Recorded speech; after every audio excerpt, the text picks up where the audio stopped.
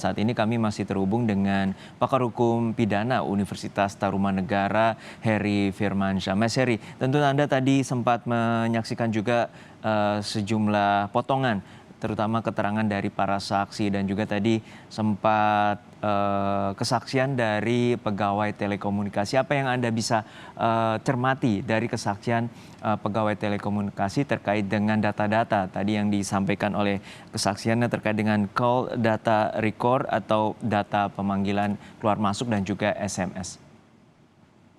Ya, sayangnya data itu kan tidak terang-benderang disampaikan ke persidangan apa saja detailnya ya, Mas Juno ya. Hmm. Jadi kita pun masih mereka-reka. Kalau seandainya ada cuplikan, kemudian ada hal yang memang sudah dipersiapkan untuk disampaikan secara khusus di ruang persidangan terkait dengan yang relate dengan perkara ini kan itu jauh lebih bisa dinilai ya, Mas Juno, keterangannya tadi. Tapi itu kan jawabannya sangat normatif bahwa sesuai dengan aturan A, B, mereka nggak boleh melakukan, hanya boleh katakanlah keluar masuknya telepon itu yang disampaikan. Kemudian kalau SMS jika ada menggunakan SMS, tapi kalau lewat platform yang lain, katakan lewat WhatsApp yang terkoneksi dengan internet, Hmm. rasa-rasanya tidak ada di situ ya. Dan juga tadi dikatakan juga nggak apa ya, dalam konteks ini nih ada pertanyaan majelis hakim yang menarik tadi adalah mengkonfirmasi tentang pengetahuan saksi ya.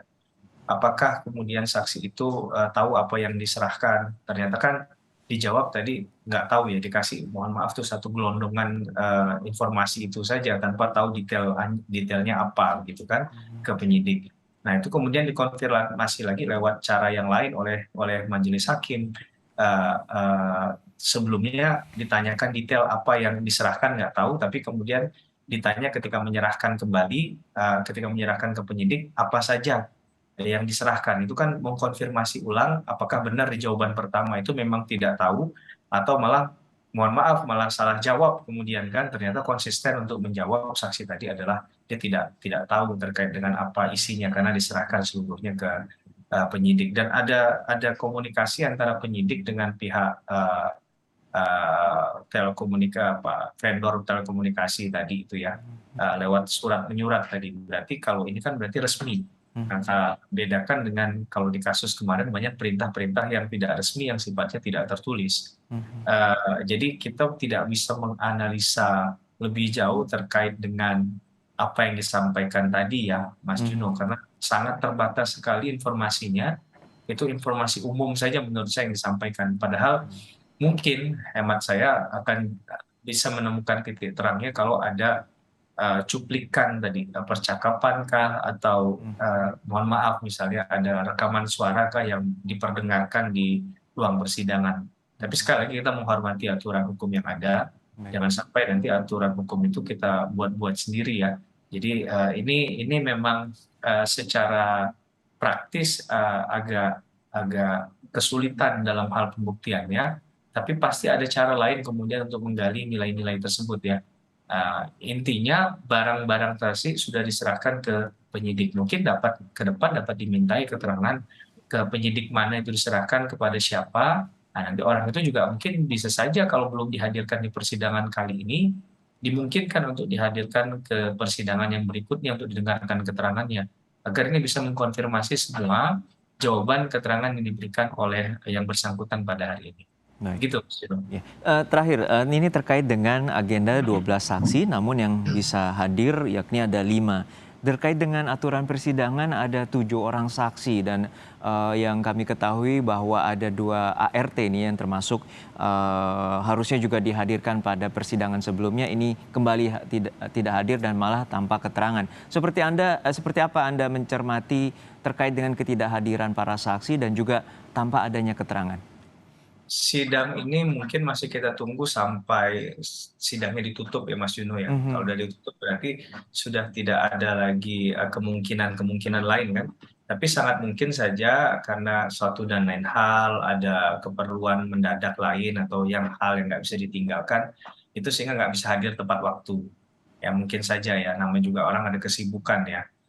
Tapi kita ingatkan bahwa saksi ini adalah kewajiban hukum, Mas Juno. bahwa seseorang itu dipastikan harus hadir ketika diminta informasinya, keterangannya di muka persidangan. Bahkan ini bukan sekali kita mengancam ya, tapi kalau nggak salah saya itu ada ancaman pidana juga kalau Ya. orang itu mangkir menjadi saksi.